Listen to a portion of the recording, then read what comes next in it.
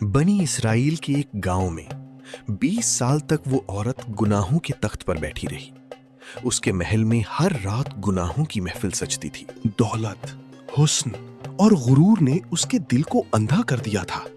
بستی کے امیر لوگ اس کے ایک اشارے پر جھک جاتے تھے۔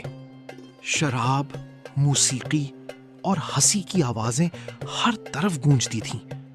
اسے لگتا تھا جیسے کوئی اسے روک ہی نہیں سکتا۔ مگر اسی شہر میں ایک نیک نوجوان بھی رہتا تھا جس نے اپنی پوری زندگی صرف اللہ کی عبادت میں گزار دی۔ ایک دن شیطان نے اس کے دل میں وسوسہ ڈالا۔ اس نے اپنا تھوڑا سا سامان بیچا اور سکے جمع کیے۔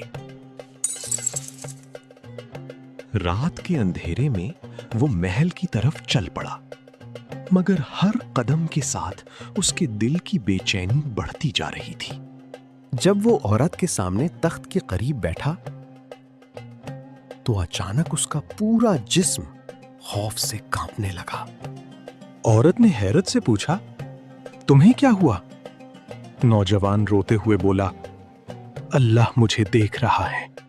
یہ سن کر عورت کے چہرے کا رنگ بدل گیا۔ پہلی بار اس کے دل میں خوف خدا پیدا ہوا۔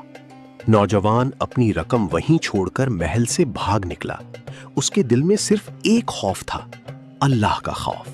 اس رات عورت کا غرور ٹوٹ گیا۔ اس نے سچی توبہ کی اور سب کچھ چھوڑ دیا۔